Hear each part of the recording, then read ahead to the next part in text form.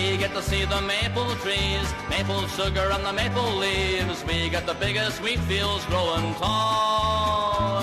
In Canada, where we see the reversing falls. In Canada, we get to see them all. Good day, eh? Look for Tango Romeo. Hello, friends. Welcome to another episode of Canadian Drain. This is my first episode since the election results last week in the US, and I won't pretend to know how you feel as Americans or otherwise. I know I'm feeling a lot of disbelief and dismay, but I'm also determined to keep working for the future. And as painful and as scary as it is, this is our new reality in the US, Canada, and around the world.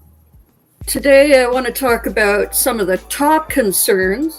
And while we, among other countries, have had contingency plans made for several years, as you can imagine, the main concerns for most are how the administration will affect the global economy and trade. A close second would be how it affects immigration and asylum seekers in general. There's already worldwide condemnation of immigrants and the fear of losing national identities. And a lot of my American friends have made comments in the past and again now, formerly somewhat joking, now more serious about the possibility of moving here to escape this extremist and fascistic agenda. Now, searches for terms like how to move to Canada have spiked by more than 5,000% since Donald Trump's election victory. That's according to Google. Americans expressed the same intention back in 2016 when Trump won the first time. CTV's Andrew Johnson now on whether there really is an uptick in plans to emigrate. Andrew. Sandy, there was a spike in people from the United States looking for work in Canada before election night was even over, and many more apparently woke up the next morning, energized to escape Trump's America. Usually it takes a few weeks before our phone starts ringing, and yesterday it started first thing in the morning and kept going until the last call was probably about 8 o'clock last night. A Toronto realtor says she's been fielding desperate requests from people all over the U.S. The thing that was different this time, it wasn't just the questions, it was, legitimate fear and sense of urgency in the phone calls, which I wasn't expecting at all. But it's not as easy as one would think. And I will go into a lot more of the reasons why immigrating to Canada might be more difficult than you would think. And the final concern, of course, is what this means globally for conflicts in Ukraine, Gaza, West Bank, and Taiwan. With Elon Musk's reach, we don't have Starlink here in Canada. We have our own satellite communications, but that doesn't mean that he couldn't affect us in other ways. So, as I said, I'll talk more about that and those topics, as well as Canada's standing with NATO and our military and defense situation. But today I want to cover some of the top responses and concerns. So we have mixed reactions from our politicians and spokespeople, but most seem to agree or think that Canada will be just fine and that we can work with a second Trump administration. Our Prime Minister Justin Trudeau and our opposition leader Pierre Poilievre have both offered their congratulations and intend to work together as partners, as we always have been. I want to congratulate Donald on a decisive victory last night. I look forward to working with President Trump once again to strengthen North American economic opportunities for the middle class, to grow our economies in ways that make us competitive around the world, to protect North America from the many, many challenges that exist around the world. On our side, we've been preparing for this. We're looking forward to doing this work. And we're going to make sure that this extraordinary friendship and alliance between Canada and the United States continues to be a real benefit to Canadians, but also to people around the world. word.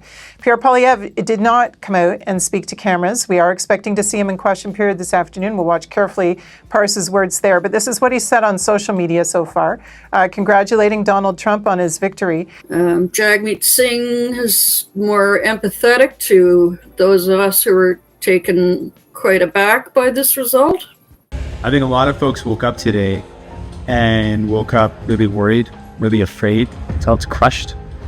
And I want you to know that now is a time for us to come together to defend Canadian interests. I know that the results of Trump, right now it looks like Trump's election, is going to have serious impacts on Canadians. So we need to come together, all parties, all leaders, and put Canadian interests first. We have to protect Canadian jobs. We have to prepare for the impacts of potential tariffs and what that would mean for our economy, for manufacturing, for jobs in Canada.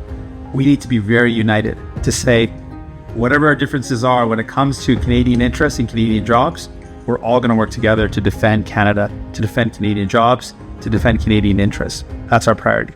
A lot of Canadians' reactions, everyday Canadians' reactions are also mixed, but mostly concerned over the rising cost of goods and services. I think what Canada needs to think through are the same old issues that we had before and figure out how they're going to deal with them.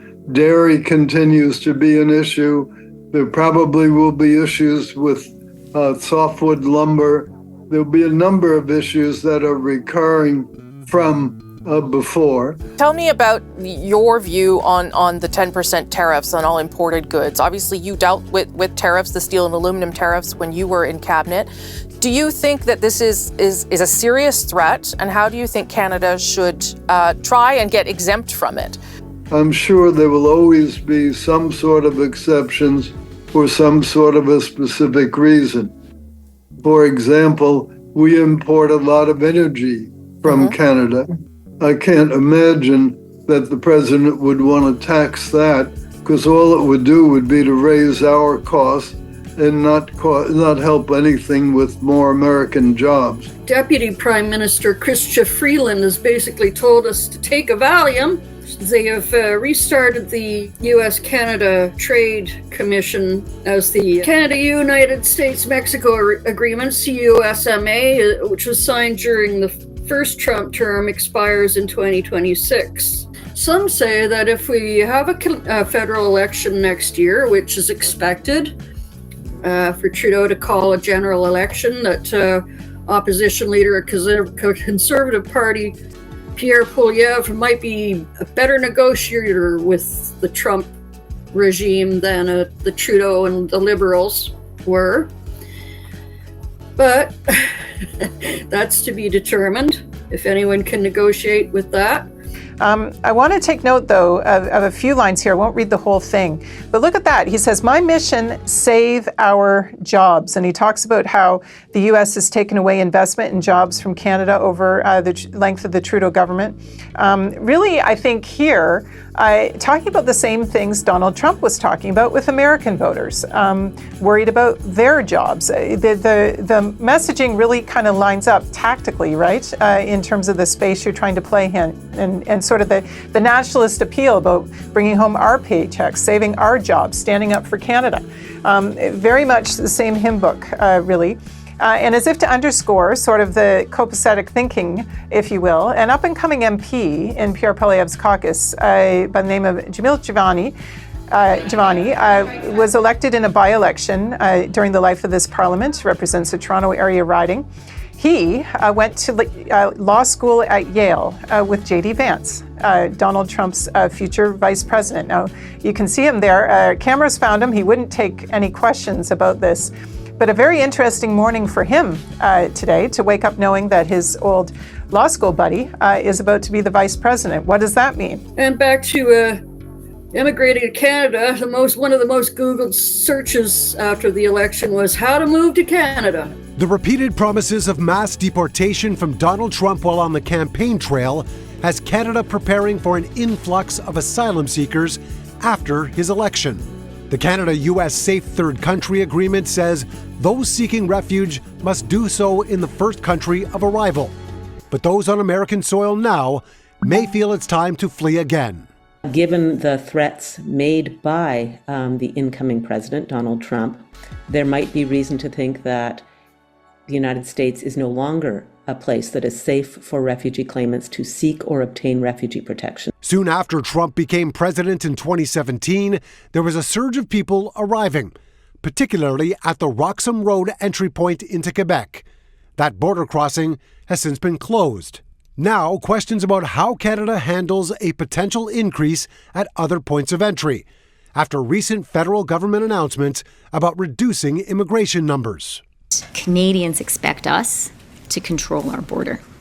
Canadians quite rightly believe that it needs to be a decision of Canada and Canadians who comes to our country and who doesn't. And that is something that we absolutely have a plan to ensure. Like I said, it might not be as easy as you think. Canada's preparing for the deportations that will likely occur. But we've also made some changes to our work visas, student visas, and other forms of immigration. So just be prepared. Canada is your ally. We always will be. We're in this fight together. We have the longest safe, open border in the world. And how long will be determined a third safe country, I don't know. We might have to start building a wall out of snow and ice and have it protected by our mooses and our gooses and our hockey players and our Mounties. But we'll be here. Peace, everyone. Stay tuned for more on Political Drain, Canadian edition.